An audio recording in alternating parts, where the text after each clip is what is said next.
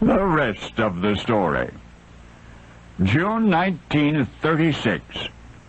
Horse trainer Tom Smith toured the racetracks of Massachusetts looking for a bargain. His California employer, owner of mostly young, promising racehorses, wanted some mature animals to balance his stables, so here was Tom scrounging through hundreds of scruffy-looking 3-year-olds whose owners were eager to unload them, and struggling with all of his instincts to select the least objectionable from among them. On the 29th, Tom, fairly discouraged by now, reached Suffolk Downs, and he was standing at the rail.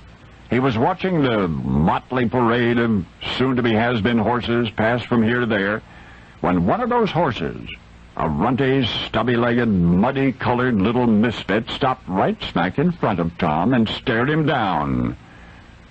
It was not a curious expression, but an arrogant glare, as if to demand, just who do you think you are? And arrogance in one so odd was hardly an appropriate attitude.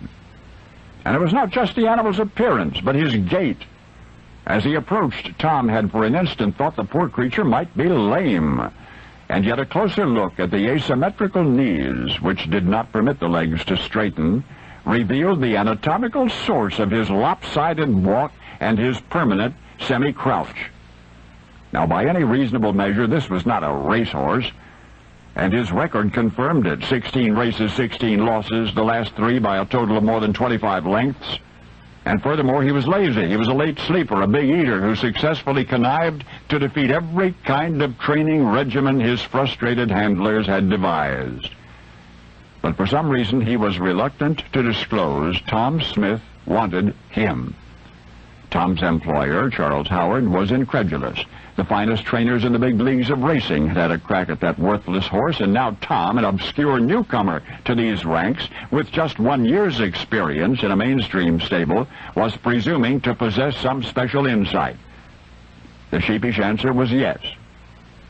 So Mr. Howard, as Tom respectfully called him, at an astonishing loss for further objections, said, "All right, we'll take him." And in so acceding, he changed racing history forever after. For under the kind and clever tutelage of Tom Smith, that sawed-off little bay with the crooked legs achieved success and renown seldom enjoyed by humankind. Indeed, in 1938, the #1 newsmaker in our nation was neither the president, nor a baseball player, nor a movie star, nor a foreign dictator, nor the Pope himself. It was a racehorse named Seabiscuit. Traveling more than 50,000 miles in his own private Pullman rail car, he beat the otherwise best racehorses of his day. He drew 2 of the 3 largest crowds ever to witness a horse race in the United States. Yet only 2 years previous, in the burgeoning summer of 1936, there was only one man anywhere who seemed to recognize the super equine potential of that odd-gaited, crooked-legged little horse, an obscure trainer named Tom Smith, who made up his mind standing at the rail of Suffolk Downs when, amused by that then utterly unlikely horse's apparently self-confidence, Tom looked at him and nodded his head. Tom looked at him and nodded his head, and Seabiscuit, gazing at Tom with wide-set, intelligent eyes, nodded back.